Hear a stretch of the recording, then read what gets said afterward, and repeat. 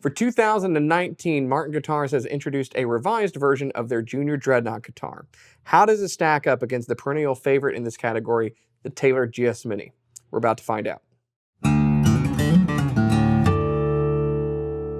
Hey everyone, my name is Christopher McKee with Alamo Music Center in San Antonio, Texas, and you can find us online at alamomusic.com. Before we get into the nitty-gritty of it, be sure to subscribe and turn on your notifications so that you learn about our next video as soon as it comes out. Today, we want to do a review and comparison for you of the new revised 2019 Martin Dreadnought Junior against the perennial favorite in this category, which is Taylor's gsmini. Now, we've done reviews of these before, but Martin's made a few changes to the Dreadnought Junior that debuted at the 2019 Winter NAMM show. And we want to talk about those changes and then compare the two guitars and see how they stack up against one another now. We'll go over the features of each guitar, kind of tell you what's different about each one and why one might be a more compelling option for you than the other. And disclaimer, I own a gsmini, but I like both guitars, and there's some things I like about this guitar better than I like about the gsmini. So there you go. It's an unbiased review because I kind of wish some of the stuff on this was on this one. So this is a gsmini. I'm going to set this down, but real quick, this is a limited edition version with Ovan call back and sides, which is real cool. With a spruce top, it's going to sound pretty much just like the walnut version of this guitar. What I have in my right hand, your left hand, is this 2019 Martin Dreadnought Junior. The Dreadnought Junior has been out for a number of years, but they made a few changes. Now, they've revised it and it has a new model name. It's like DJR-10 or DJR-10E, depending upon whether or not you go with the electronic or non-electronic version of it. If you do choose the one with the pickup, which is what I have here, then you are going to get a Fishman sonotone pickup with no controls on the top. They are in the sound hole, right in there, in the hole.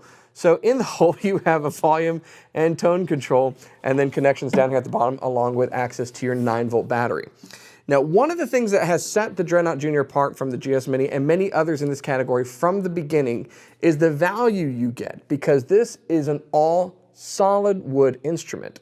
It is not a solid top with laminate back and sides. So all solid wood construction available with either a Sitka spruce top or a sapele top.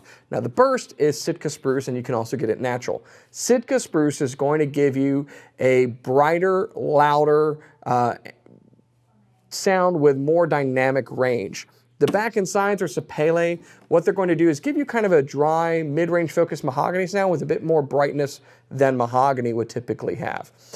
So spruce and sapele is a really good combination here. If you go with the sapele top, what that's going to do, as most hardwood tops do, is that's going to kind of clamp down. It's going to compress your dynamic range. So it's going to get more focused and kind of rounder with the notes. Now, it's a little bit longer scale than a gsmini. It is 24 inches, okay, and it's got a 1 3/4 inch nut width. And this is what I really dig about this guitar. Three things, in fact. It's all solid wood, it's got a slightly longer scale length, and it's 1 3/4 inch nut width. I like that because it gives me just a little bit more room with my fretting hand. I prefer a 1 3/4 inch nut anyway. A lot of you guys do. In fact, it's one of the reasons that Martin's reimagined standard series has 1 3/4 inch nuts across the board. It gives you just a bit more space for your fingers. So if whether you're flat picking or you're finger picking, you've got a bit more room there with the string spacing, but it's not so wide that it's uncomfortable like a 1 7/8 or 2 inch nut might be. That longer scale length also gives you a little bit more volume to really project, and a bit more spacing between the frets. Now, why is that important? A travel size guitar like this is already shorter scale. The gsmini is under 24 inches. It's 23 and a fraction. Sue me, check the specs on our website, I don't remember. But when you go to a travel size guitar, it is shrunken down, it is a shorter scale. That means that the frets are all a little closer together, which means if you're playing a lot on this and then you go to your Stratocaster that's 25.5 inches, or a Martin Dreadnought, or a Taylor, or, you go to a longer scale guitar, now everything's further apart. And it doesn't feel the same. If you've been playing for a while, you can probably go back and forth just fine. But I like to have just that little fraction of an inch difference. So comfortable neck, a little bit more spacing, I like that. All solid wood, I love that. That means it's going to open up and really resonate and project over time. Now, there's a few things that Martin's decided to do on this one that are interesting. Rich light fingerboard. You have a nice rosette with this pearl. The sound hole's a little bit different sized, I believe. I know on the gsmini it's a bigger sound hole than on normal Taylors, and Martin doesn't give us the specs on it, but it looks like it's the case here as well. The strings that they're choosing to put on here are their retro strings and their light gauge. And this is something that I'm just going to say preferentially, I'd probably put mediums on here. Now the retro strings are killer. They give you a really solid fundamental sound without a lot of overtones. That is great depending upon the guitar. So if it's a Pele, mahogany, something like that, these strings are awesome. And because they're made of Monel, they last a long time without being coated. You're gonna get that traditional Martin sound, right? That Martin's known for, kind of this fullness, this roundness to the note, everything blended together, and a lot of girth to the sound that you're going to get. I would put medium gauge strings on here because of the shorter scale length. It just beefs it up a little bit more, but it's not overly tight like they would be on a full-size guitar. And by the way, that's actually what Taylor does on the gsmini. Because of the shorter scale, it comes with medium gauge strings. So that is the specs of the Martin in a nutshell. If you aren't familiar with the gsmini, we've done lots of reviews on these, and I'll put a link to a comparison we've done a few years back.